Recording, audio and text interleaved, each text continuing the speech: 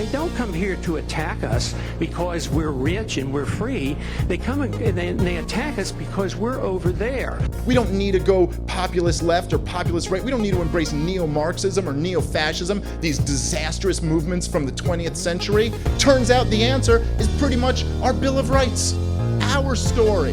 Embrace freedom. That's the answer. And if the LP has a purpose, it's not to put people to sleep.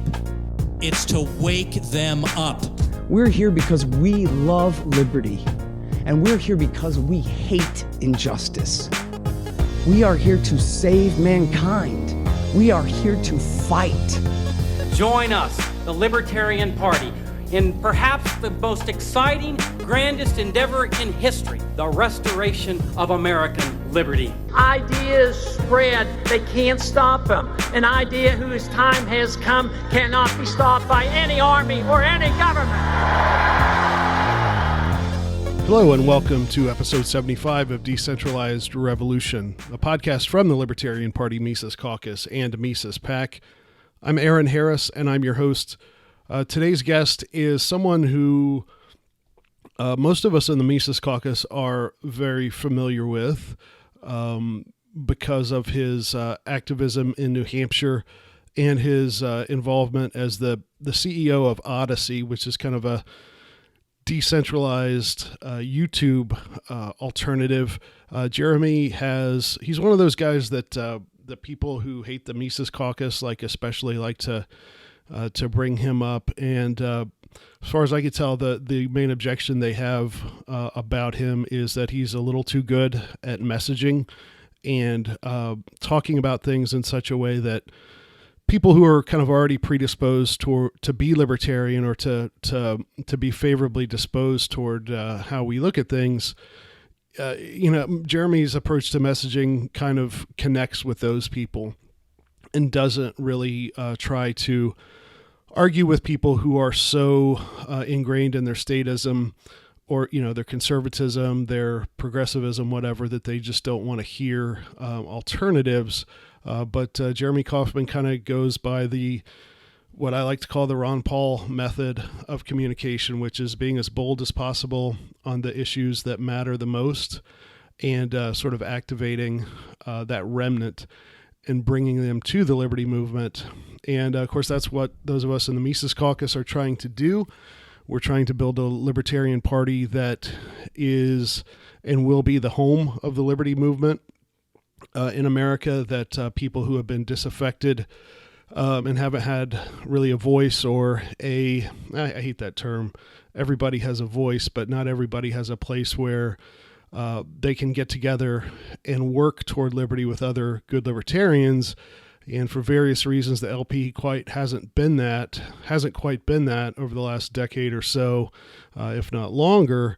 And what we're doing at the Mises Caucus is trying to make it a place where people from all over the libertarian spectrum can come and fight together. And I think we're doing that, a good job of that. Reno is coming up soon. Memorial Day weekend, the Libertarian National Convention. If you are interested in getting involved there, you need to go to takehumanaction.com, get on our mailing list, and you will get the relevant info. And also, when you sign up at takehumanaction.com, you will trigger something that will cause the Mises Caucus organizers in your state to get in touch with you. Even if your state's delegates have already been chosen, there may be a room for you as an alternate. We're going to need a lot of alternates as people who, our regular delegates are late to Reno or have to leave early or can't make it. State delegations, most of them have processes in place where they can replace main delegates with alternates. And I know in conventions past that I've been to, it's possible to be an alternate from a state that you're not from, depending on the bylaws and the procedures by that state delegation. So even if you think all the spots are filled from your state and all of your state's delegates are going, please come to Reno, because there's a good chance, I think, that we will be able to use you. So go to takehumanaction.com to sign up for email updates there. You can also give money to Mises PAC to help our mobilization efforts for Reno. And while you do that, listen to my really nice conversation with Jeremy Kauffman. Jeremy, welcome to the show. It's great to have you on. It's great to be here. I'm a fan of everything Mises Caucus is doing. Yeah, and I think you tell us a little bit about your standing in the LP, how you know or are a part of the Mises Caucus, just your LP libertarian credentials. Yeah, well, I think I'm honestly not a central part of the caucus, not because I'm against what it's doing, but because truthfully, my libertarian affiliation is sort of New Hampshire or Free State or first, if I had to rank them. But I first got involved in the LP all the way back in college. Used to go to the college libertarian, meetup. There's a college libertarians club. I voted libertarian, for president multiple times, as well as for local races. My first vote for president was Michael Bednarik, all the way back in whatever year that would have. I think it was 04. Yeah, 04, which I believe was the first year I could vote for president. So my first presidential vote ever was for a libertarian candidate. I had grown somewhat skeptical of a sort of national libertarian movement, though not trying to denigrate the people who are trying it. I'm a supporter of efforts, even if I think they might not work, but I'm still a supporter. And but I was here in New Hampshire, and I saw, what the Libertarian Party was doing, how it was running its campaigns, and I didn't really like what I was seeing.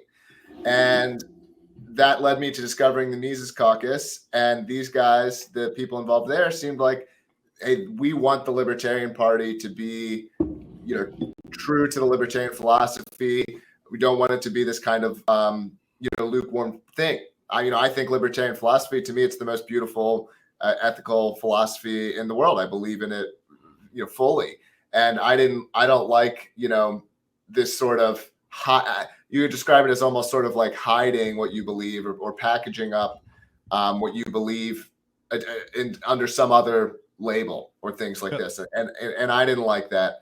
And that led me to get involved and sort of people friendly to Mises Caucus. I would say not everyone's like explicitly in the caucus, but the party here in New Hampshire now is very friendly. Yeah, let's talk about that. Like for most of the people who listen to this podcast kind of know, but some people may not and may not know in too much detail. So you went to New Hampshire as part of the Free State Project. Is that correct? That's right. In 2016. Okay, so give us some background on that and kind of distinguish, maybe talk about the different strains of libertarians we have up there in New Hampshire, that some people belong to, the Free State Project and the LP and whatever. Some are agorist and don't belong to anything. And so who are the, the libertarian groups up there, starting with the FSP? So in my view, any libertarian in New Hampshire is a free stater. Whether you explicitly signed anything or whatever brought you here or however you ended up here, you might not have known of the Free State Project. And we can debate what a libertarian is. Whether someone lives in New Hampshire is more unequivocal. And so if you're a libertarian and you live in New Hampshire, I like to think of those people as free staters. I encourage them to think of themselves as free staters. And the idea of the Free State movement was that this was, I think, 30 to 40 years into the LP existing. And it was kind of saying that it was very unlikely that there would be any kind of national libertarian movement. In fact, in the opening essay announcing the project, Jason Sorens, who's the founder, and you can find this essay online, kind of threw down the gauntlet and said it's extremely unlikely that any of these things will happen in the next 20 years. And it's 20 years later, and none of those things have happened. But Jason went on to say that, hey, there's enough of us. There's millions of us who believe these things. There's tens of thousands of us, or maybe hundreds of thousands of us who are very active in believing these things. And that's enough to make a real difference. And I think now at this point, it's unequivocally true that the Free State Project is making a difference. I mean, we have more than 40 Free Staters who are elected to office. We have a non-profit, non-affiliated organization that's actually founded and run by a lifetime LP member. And what this organization does is they grade every representative what percentage of the time did they vote Libertarian? They grade every bill, they grade every representative.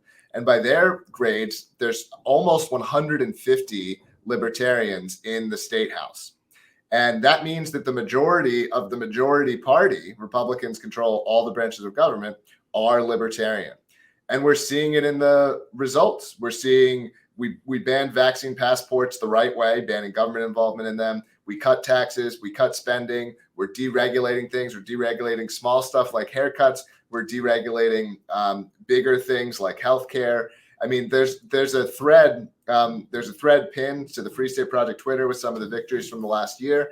And it really, for the first time in my life as a libertarian, it feels like I'm winning, which is weird, right? Like, I think libertarians have rarely experienced that feeling, to feel like they're winning politically. And it feels like we're winning politically up here. That's you mentioned like more than 100 small L libertarians in the New Hampshire. Is it House and Senate? I know aren't they one of the states that have like insanely small state house districts, and so there's like 300 of them or something. We do, and I believe there's like almost 400 or around 400, and that's part of what makes it viable. We do not have the Senate's not as good, so we do have some good bills go to die in the Senate. Hopefully, we'll have our first or maybe even two free state senators in this up and coming election. But right now, I would say there's zero. There's zero that got an A anyway. They hit that 90% score. There's zero in the Senate. There's like a bunch of Bs, but there's no A's. But on the House side, the majority of the Republicans, I believe, scored either B+ or A- or higher. And that means they're most of the way there to small L libertarian. They're basically where Gary Johnson is right. Kind of one way of looking at it. So that doesn't mean they're going to say, hey, we should legalize crack. That doesn't mean they're not all the way there on the philosophy. Some of them are. But this is also why we had I don't know if it was 9 or 13 state representatives said we support New Hampshire independence, or we think the state should vote on New Hampshire independence. So there's really there's some people that are all the way there, and then there's some people that are a decent part of the way there. Right.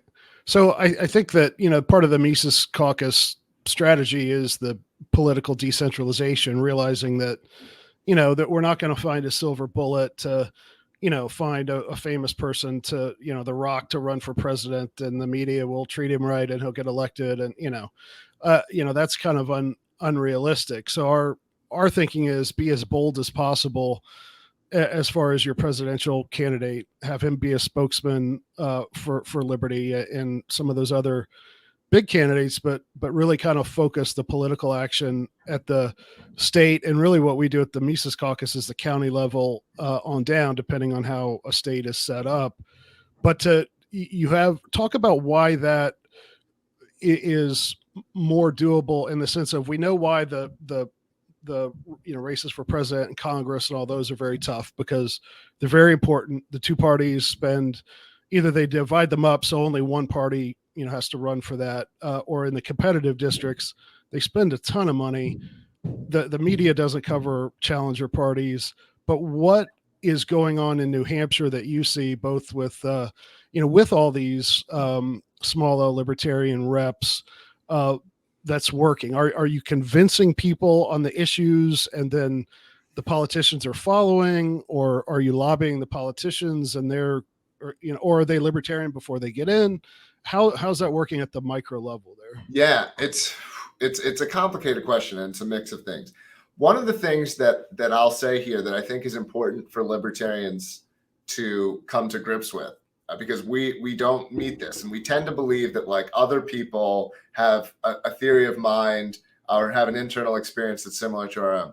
And I think that for a lot of libertarians, at least politically, this is not the case. Libertarians tend to be independent, especially big L members. You've got to be relatively independently minded to say, I'm going to sign up and join the party that's at 2% of the vote, right? And most people do not have genuine political preferences. They don't. Most people are like pretty agreeable. They go along to get along. And this is why you can have a communist society without people revolting, or a democratic society, or a monarchy, or any number of other things. Most people adapt to their environment, and here's the I know it's gonna sound weird to libertarians.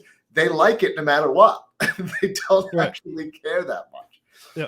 So a lot of if you're talking about getting to a place where the country is majority libertarian, you're talking about getting the institutions and the individuals that other people look to sort of form their opinions. Whether you want to call these elites, I don't know if that's the right word for it, but the kinds of people that other people are looking to. And so you've got to attempt to, persuade those or build up institutions or that kind of thing. I think that's what, quote, changing minds is. I think that this idea that, and I'm not saying you shouldn't try it because you'll reach some of the people who will be more independently minded, but this idea that like you can have an on the street conversation and persuade them to be a libertarian. I mean, people will nod their head and be like, yeah, that sounds right. I don't like violence. You're right. Like we should be peaceful. But then 2 hours later, it's out of their mind and they're right back where they were. And so I think for libertarians to win, you've got to big L libertarians to win here. I mean, you've got to figure out like how to get from 2 to 5 or from 2 to 10, because as you get to 10 and 20 and become a real force, that's what pulls in the rest of it, right? So you've got to be looking for the kind of people who will join when it's at that lower percentage, which is not the kinds of people who are kind of drifting in their beliefs. You've got to find people who will be more of rocks in their belief.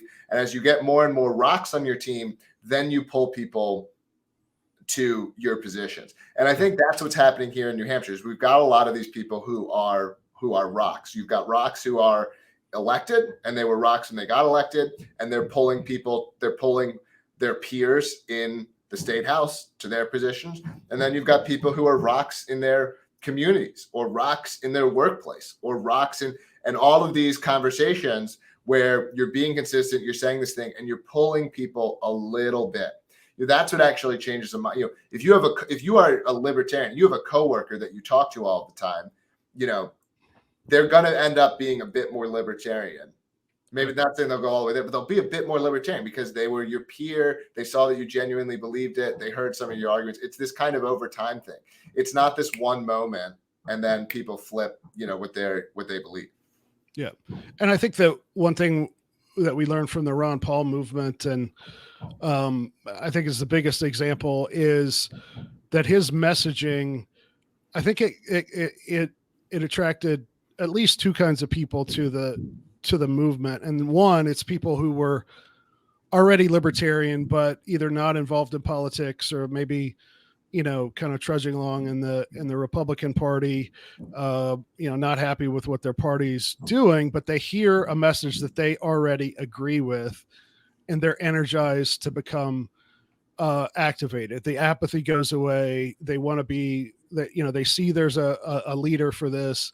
And so they think, okay, it's worth my investment of time and money, et cetera, to get involved because we have this person who's actually giving the bold message and not being apologetic and not saying, yeah, you should bake the cake. And then, there are people like Dave Smith tells the story a lot that, he was kind of, I think comes from the left. He saw the Giuliani moment. He's like, oh, let's look into this guy. And then he kind of went down the rabbit hole. So it's people who already believe the right thing or people who are independent minded enough to hear something that they haven't heard, anybody else say and be like, oh, that's kind of far out. Let me check that out. And the people who are really the type of people we want at this phase of the project, they're going to dive down the rabbit hole, find the stuff and find their way to us. So I think you're right. I think we agree that, somebody who's a moderate or a conservative or a liberal, and you're not going to, if they don't have well identified beliefs, you're not going to all of a sudden give them to them if they're not of that frame of mind. And somebody who already believes something, you're not going to get them to switch brands unless something drastic happens. So you got to go after those people who are kind of the warmer targets in my book. So talk about how so at some point you decide to get involved with the LP there in New Hampshire, and there's been a lot of controversy, shall we say, I think most of it nonsense, about some of the messaging from the LPNH over the past year or so. So talk about getting into that and where your marketing outreach has gone from there. Yeah, absolutely. And I'll just say, I think everything you were saying is exactly correct. I mean, Ron Paul created a lot of those rocks. I meet so many people up here. How did you become a libertarian? Oh, I discovered it through Ron Paul. And there are people, Ron Paul persuaded them for the rest of their life. He changed the way that they think about things. And certainly with my campaign, I'm trying to because I think a lot of the people who are naturally libertarian are more checked out of politics. Yep. They think it's dumb, because they think it's stupid. Because it's all defense. When you're a libertarian, you're all playing defense. It's much more fun to get to play offense and go pass all these bills that you think are great, right? Yep. But to talk about the LPNH messaging, it's a tricky situation, right? Because we have a Republican Party where a lot of these people are basically where Gary Johnson is, and so it's like, where are you going from here? But I think that, like, one of the things that the LP can do is it can attempt to be, and also I'm not going to say every message we've ever put out is 100%, correct. But I think what we can try to be is to be that philosophical rock, to be that philosophically consistent position. One of the dangers of the free state strategy is that it goes the other way. And I don't think this has happened too much, but that a libertarian gets elected as a Republican and becomes less libertarian. That's a real thing to be concerned about.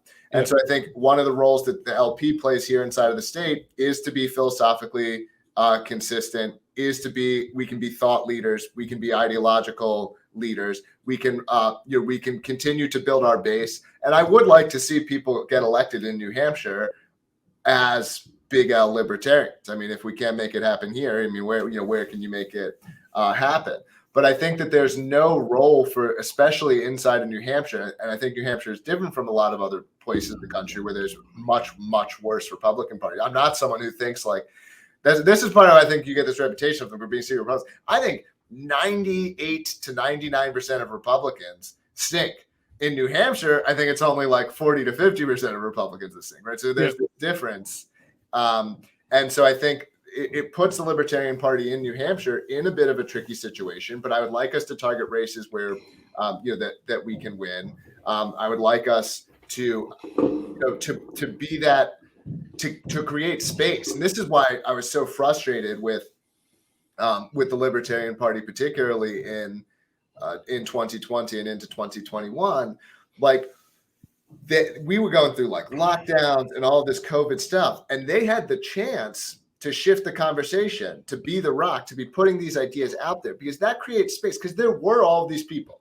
There were people in 2020 who disagreed with what was going on, but most people don't have the guts to just stand up by themselves and say what they believe. They need to feel like they're part of a group or a team, or and something like that. And the LP had the chance to be that, because it's not like the Republicans were good on COVID in 2020. Everyone was terrible. Trump was terrible on COVID, right? Like, they were terrible. And the LP had a chance to attract a ton of people, and to both to attract people to the party and to be in this place to change the conversation. And so we're trying to be a microcosm of that here, where we're constantly pulling as much of politics as we can in that libertarian direction. Right. So talk about, pardon me. I don't think we want to go over the full rundown of the Joe Bishop henchman, whatever thing, but talk about basically what the LPNH has been trying to do for the last year or so, and tie that in with, you're a candidate for U.S. Senate, Karlin Borisenko. Talk about kind of the switch in leadership there in New Hampshire, and what the concrete plans are that you guys are trying to implement right now. Yeah, so we're trying to build that base. We're trying to have a base, and right now we're at several hundred members. I would like to get to over 1,000 members of people who are going to be very active, Ron Paul level or more, libertarians, and that's what we want to do is have that base. We want to use the sort of flagship campaigns to be continuing to do that. We're going to be putting out some really good messages that will be promoting inside of the state, and that's what we want to do is build that base. I think we are going to also be targeting a couple of local races, but I want to say, actually, truthfully, I am not even the most knowledgeable of this. I'm neither on the politics committee nor the XCOM. They're good people involved there. They approached me to run for office because they felt like I could do good messaging. I'm good, having conversations with people and this kind of thing. And so they approached me, and I'm certainly giving it, my all here. And there's some really good stuff coming out just in the next couple of weeks. And I'm doing events and meet and greets and fundraisers and all of this stuff. But in terms of the all the big picture strategy, I'm not in all those meetings. I'm just trying to bring people in. So I'm putting out content. We put out a video on TikTok. It got over 1 million views. Did 1 million views on was essentially an anti-war, being involved in Ukraine video, right? And so, that's the thing. That's the opportunity that libertarians have, I think, in this moment. As much as we complain about the media being unfair and even some of the social media being unfair, it has never been easier at any time in history for one person or a small group of people to put a message out and to get millions of people to see it. It's honestly never been. Maybe you could argue it was slightly easier 2 years ago or something, but we're near the peak of viability. That doesn't mean it's easy. I'm not saying it's easy, but you can do this. How would you get 1 million people to see your message in 1850? You need to have a lot of money. Now you can pick up your camera, and if you put the right message out, you can get people to see it. And so that's definitely what I want. We can change the conversation. We can change the conversation today by putting out the right messages. And that's part of the reason I like Dave, is I think he's good at that. I have some problems. I have some qualms with Spike, but I give Spike full credit for being a good messenger and putting messages out that he can get people to see. I love that he's reply guying every agency of the federal government in a great way. He's great at it, and this is a way that you can, I actually think this stuff makes a difference. And this is what I want to see more of, not attempting to drape our philosophy in the slogans of the day and say, that's actually libertarianism. That is not how. I just do not think that's a way to win. Yeah. So let's talk about what's working, what has worked, and what you want to do, both as far as content and tone. And this might be a good time to talk about, I forget if it was New Hampshire or Kentucky. I know that you guys had a really controversial tweet, and I know the LP Kentucky did too. One of them was the yellow star, highlighting the COVID segregation. That's Kentucky. And were you guys? Which one was you guys, the water fountain or?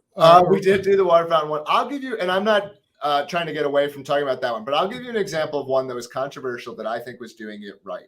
Yeah. Which was the child labor one. Okay. And so this is something. There's a sort of this technique of sort of pushing and pulling. You're not trying. I'm not an edgelord all the time. I'm not being controversial all the time. Occasionally, you use this ability to stir up controversy to get other people to boost your message. But then what you have to make sure is that there's a solid footing and a solid foundation underneath it, so that when they're amplifying it, and look, they're going to amplify it. And yes, 75% of people might disagree with it. That's part of why they're amplifying it. But for those people who are curious, who say, I've never seen someone say that before, you provide the foundation as to why this is actually true. And in the case of the child labor one, we followed up with tweets. We've also gotten better at this technique where we're having that all ready to go and all packaged when we're doing it. And if you look at the child labor one, It was a ton of people saw it. A bunch of people read a fee article that they never would have read about education in this dimension. Fox News did a news article on it. And if you read the comments on that Fox News article, all the top comments are people saying, I agree with the Libertarian Party, essentially. Yep. I agree that children should be working more and that labor and working is very educational. And that's what you want to do. You want to find things that other people aren't saying. You want to stay strong on them, and you want to have a substantive point. And that's how you can pull people into your base. And so this is what I think that we should be doing. If we're going to do this technique where we're being controversial, we've got to combine controversy with substance. Okay. Yeah. And this is what my campaign is going to do. I'm going to be putting out some ads that I'm hoping have some potential to go viral. They're not substantive. They're humorous. There's an undercurrent of a message, but it's not about policy. And then what we're doing is we're putting links in the ad, for people who want to learn more about why I'm saying this or why I'm putting this message out. You can go and you can read, why we actually, what the substance here is. And so I like this combination of something that is shareable, which means it's maybe a little bit provocative or funny, or it's not, it's not about something that's all substance is never goes viral, right? That's just the reality. Right. And then so combine that and then have the substance there for the people who want to go deeper. Let's talk about what sort of for U.S. Senate, I assume the election is this year, 2022. That's right. Okay. Sometimes there's a special election or something like that. So fall of this year, what issues are you going to be highlighting and why? So definitely we're going to be doing COVID. We're going to be doing inflation. We're going to be doing the military industrial stuff, or just war. That's actually not the way we're framing it. I don't know where that phrase came from. I don't talk about it that way most of the time. But talking basically foreign policy, militarization, these kinds of things. Sort of being more isolation, being more. What's the word? You're not actually. There's a better word than isolationist. Do you know what it is? Non-interventionist. Non-interventionist. That's the one. Yeah. That's the one. See, I'm working on my messaging in real time. Yeah. So we're doing that. There's also, I want to do stuff that's basically like just generally mocking the system, skepticism of the system.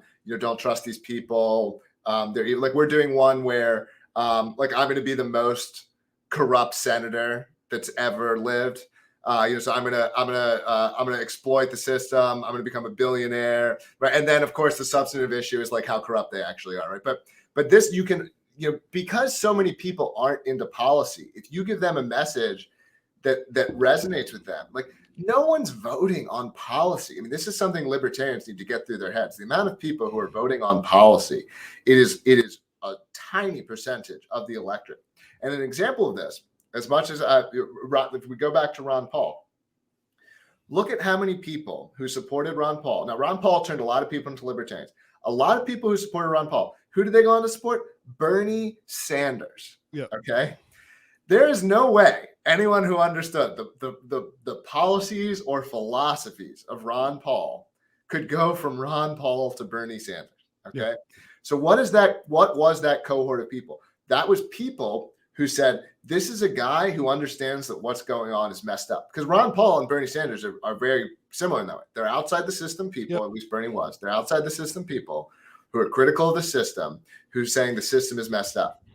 Now, they had very different solutions, but there were a bunch of people who were drawn to them simply because they shared that idea and that understanding that the system is messed up. So I think that sort of capturing the mood, yep. Capturing the emotions of the electorate, and have the policy substance for the people who care about it. I'm not saying to ignore it, but you're not going to win on it. It's almost like, thinking back to my, teenage years or something in the, late 80s and early 90s, like kids who, were into punk or metal or something like that. They kind of are buying an aesthetic and an attitude. And I think that kind of the outsider stuff, like we have to exploit that and get those people in that way. And then hopefully, get some good ideas. into them. But I think you're right that a lot of people will, who you know, and let's face it, they're normal people. Like, it's not normal to read, Yeah. you know, Man, Economy, and State and Human Action back there at 800-900 pages a piece, and to, you know, we're the odd ones, right? We can't expect everyone to do that, but they will, where they won't, you know, dedicate their lives to a philosophy or learning like that. I think they will vote for an attitude, a way of looking at the world, which I think gets back into what you're talking about, sort of mocking the system and trying to build a culture of disrespect for statism and things like that. So why do you think, I mean, I think it's kind of a obvious answer, but like, why is that? So that seems to be on the rise, even as there are so many people, we learned over the last 2 years that so many people are exactly the opposite. They will do anything they can to obey and to signal they obey and to make sure you obey. They get their status from being part of the machine. But why, you know, so at the same time, we've had a lot of people, you know, losing faith in these institutions. So how do we, what are some other ways we continue to capitalize on that, realizing that the people who are still wearing masks, we're never going to reach them. So what do we need to do to do that, and to not be too mean and not be too devoid of ideas? Like, we got to have the substance, but we got to attract people. So I think you're on the right track, but what are maybe some more ways we can tap into that, get that attitude and that culture that's attractive? Yeah. That's a very complicated question. I agree with you on the phenomena that the sort of the corporate press is weaker than it's ever been. I mean, even the election of Trump is an example of this phenomenon. Yep. And so I do think that it's more viable than ever for a libertarian to come in and potentially win the presidency or win an election, because there are so many people that are fed up. I think that that we've got to be getting these people into sort of into I was going to say the word institutions, but that's wrong. Maybe a better term is something like peer groups. You need them or you need them to be in a space that's sort of reinforcing of that. Yeah. once they've come in, you know. So it's like I mean, right, Dave Smith's got a lot of reach, doing so much for libertarianism because he has that reach, and he's able to go onto Rogan, he's able to go onto these places, but then it's like, okay, now, like, how do we get that person who's interested in that? How do we get them into the network or into the club in a way that's going to kind of stick and not just be ephemeral? And they're like, I like what that guy Dave said, and then they, you know, move on, to the next thing. And I'll be honest that I don't know exactly how to do that. I know in our case, I've been thinking about it the way that I actually think about some of my startup stuff, or just sales generally, where you have this kind of like funnel of activation, Mm-hmm. where first people are unaware, then they're aware and they have some sort of positive mood, you know, and then you're getting them to follow you or engage with you, and then deeper levels of engagement, like we have a chat room that's just for, you know, LP people or campaign supporters, or events, you know. So okay, they're following you now, can you get them to go to an event? And, you know, okay, if they're going to, you know, how do you get them to from there to do more and more and more? There's an aspect of human nature in which I think it's called something like the Franklin effect or something like this, but it's basically like doing things, like giving someone something, like loaning someone a book, or actually makes you like them more. Right. And so getting people to take concrete steps to signal that affiliation, to sort of strengthen that kind of bond, to form a community or a culture. But that is that's like in the abstract, but that is it's very hard to do. I don't claim to know exactly how to do it. Yeah. I think you're right. Yeah. I've also heard that, like, to get to establish a relationship with someone, to get them to like you, ask them to do you a favor or ask them for help on something. Exactly. Yeah. And that builds so one way that, again, with the Mises Caucus, we try to do things, and it's more so on individual issues. I always bring up the example because it's the easiest to understand, and we actually helped them win, was Decriminalized Denver, which a couple of years ago, they, decriminalized psilocybin in the city of Denver. And there was a coalition of people who were, just into psychedelics, and I don't know if like Normal or groups like that were in on it.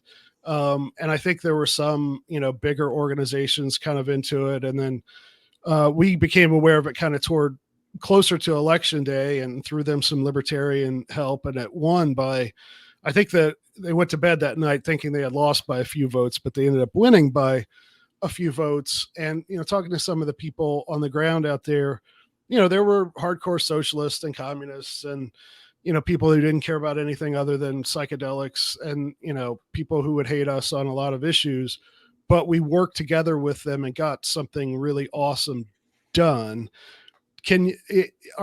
How is that dynamic at play yet in New Hampshire?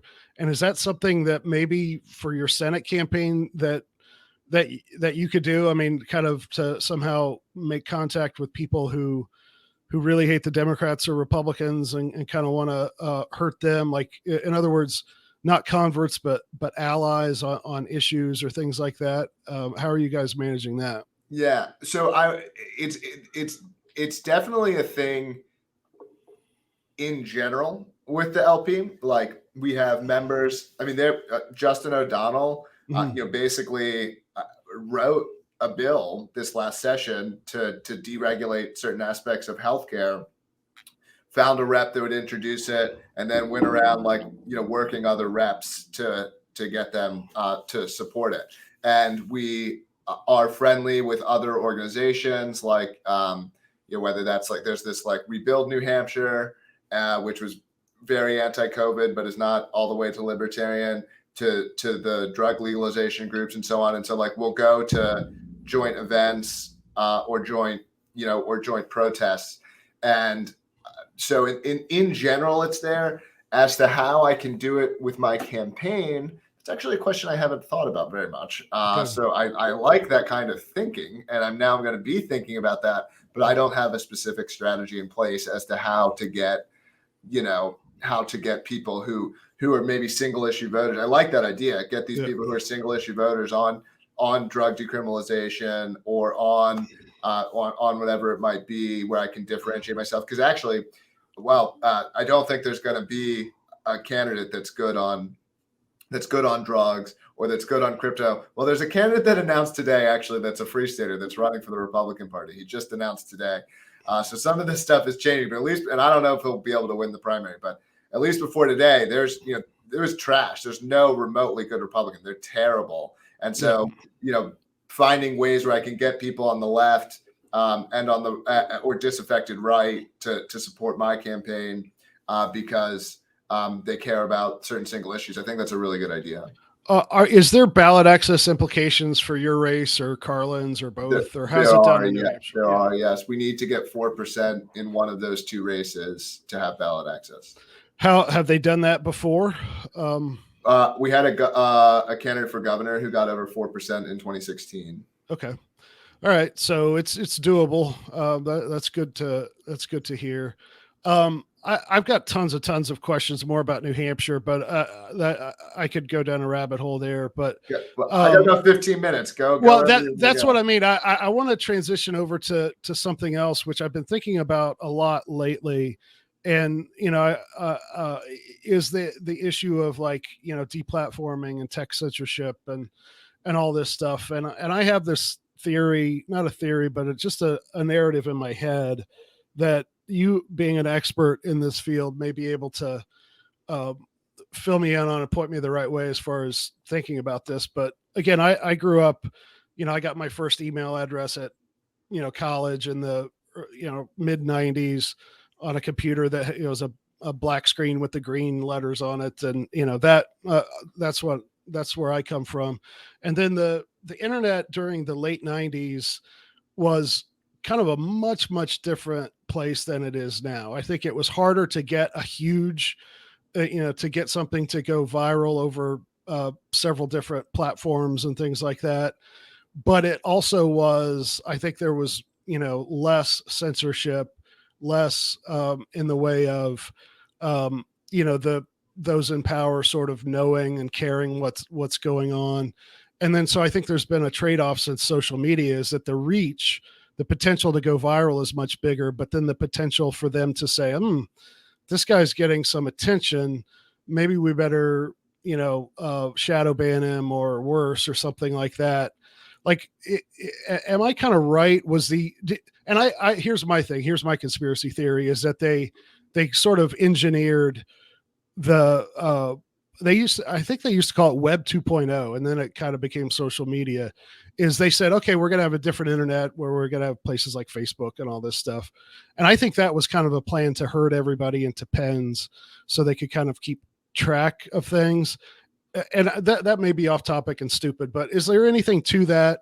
And what do we do now that once we get popular enough, let's assume you do something that gets super viral on COVID or Ukraine or something like that, one of the things we're not supposed to talk about, you may be targeted for this. So what then is the alternative when we get big enough that they start booting us off of platforms? Yeah. So I think I'm basically with you on this. I'll say my specific belief is that it's more of an emergent phenomenon than a top-down one, but that doesn't mean the results are really different in terms of how we experience it. And I don't have strong beliefs about that either way. If it came out, whatever. So it's a really tough question. I think my answer is to do both. So first, we can't give up on the Web 2 stuff, right? If we want to be persuading people, if we want to be bringing people in, to me, there's just no way that you can give up. At the same time, there are tremendous problems with the sort of status quo of solutions. I think it's likely that some of the sort of Web3 or decentralized stuff, and so Web3 is basically, the idea succinctly is to have similar user experiences, because let's be honest, the user experience of some of the Web 2 stuff is really great, but with more local ownership, closer to Web 1, where you're not surrendering all of these rights or all of these to some big corporation, right? Odyssey, ODYSE, which is owned by my company, but there are lots of other ones. There's Minds. There's what's another? It's another Web3 one. But these ones in this area, I think it absolutely makes sense to be trying them out, to be creating accounts. And then my answer is to sort of to do both and to try to do both. And then also, if you are specifically concerned about deplatforming, and by the way, I've actually already had 2 videos taken down from TikTok. I was kind of surprised by that, but maybe I shouldn't have been. But because I didn't think they'd have that. Like, one of them was like talking about China and COVID and how we need to investigate, and that got taken down for misinformation. And I wasn't even. I was just saying we got to look into this. So. Isn't TikTok owned? Isn't it a Chinese company? I'm not. I'm actually not. I'm not sure. I think they do have some. They do have some kind of stake. Honestly, I think part of it is, well, I don't want to go down to analyzing why it happens. Let's talk about what to do, because I agree with what's happening. So I think we've got to try the new stuff. One of the benefits of trying new stuff, right? If you were online early, so you remember this, like the early internet was really libertarian, right? The early internet, the internet actually, I credit, actually both of the Friedmans and Michael Huemer and some of these books that were influential for me. But truthfully, the internet was as or more influential than any of them. Just reading comment threads and seeing all these ideas that as a high schooler or as a young adult, I had never seen before. And I was getting them on the internet. And I think that we do have this opportunity that by kind of being first in whatever comes next, then you're hitting that density of libertarianism where someone new steps into that community and it's already a libertarian community.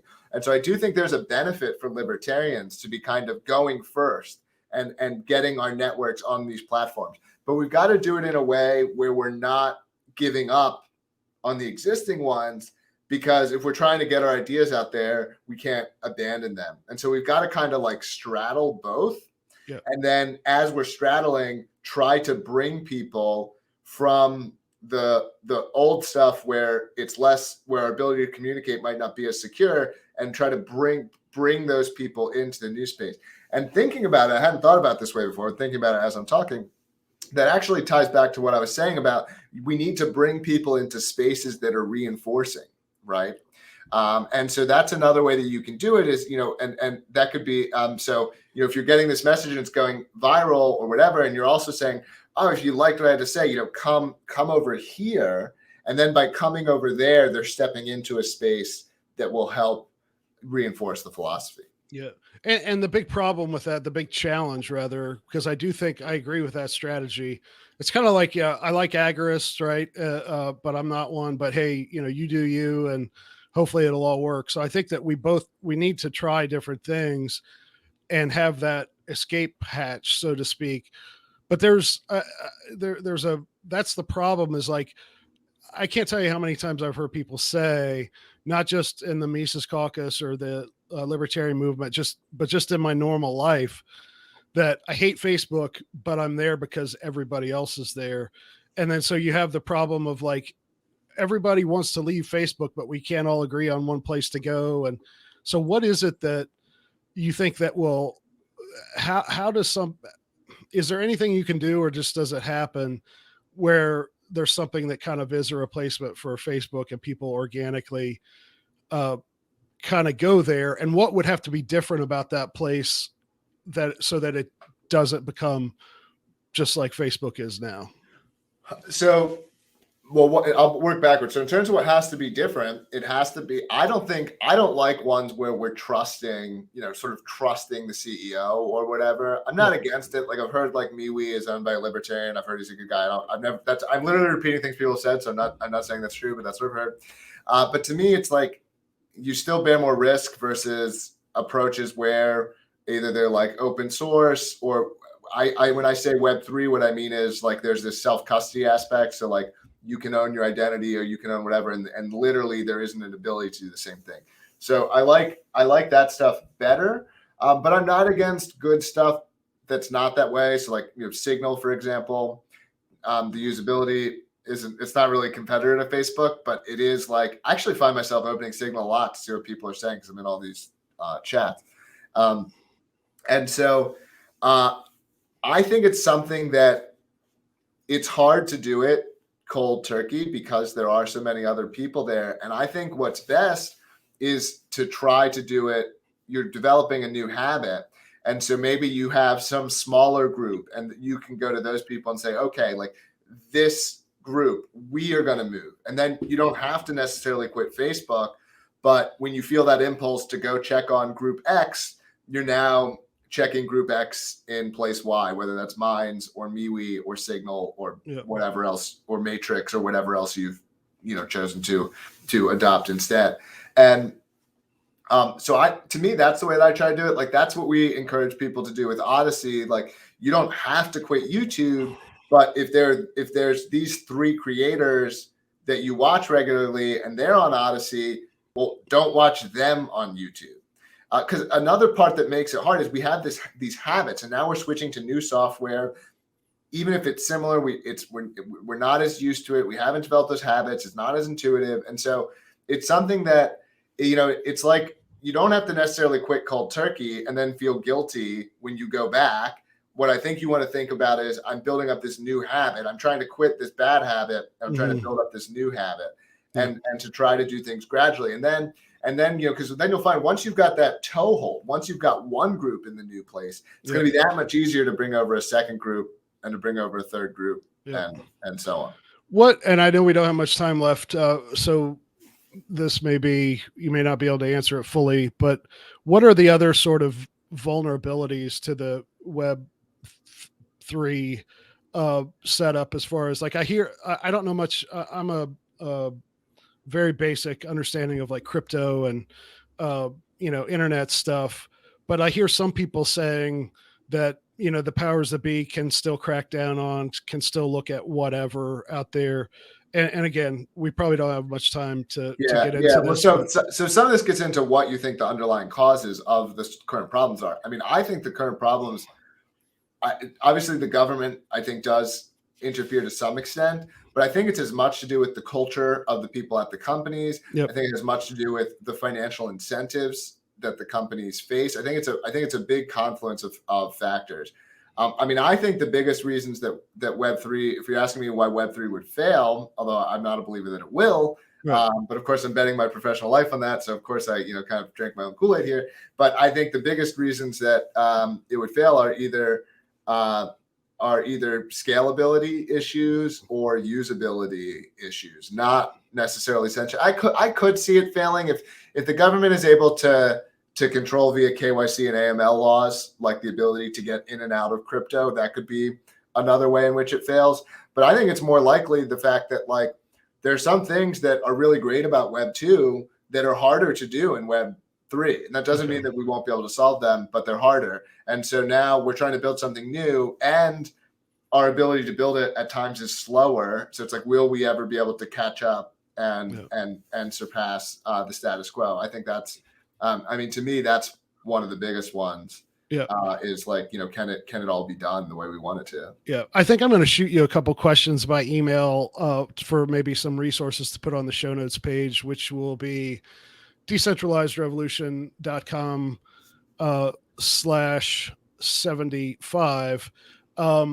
So we'll get into that later, put on the show notes page, but I'll let you kind of wrap up, tell people how they can help your campaign, anything else that you want people to know about what you and the folks up in New Hampshire are doing.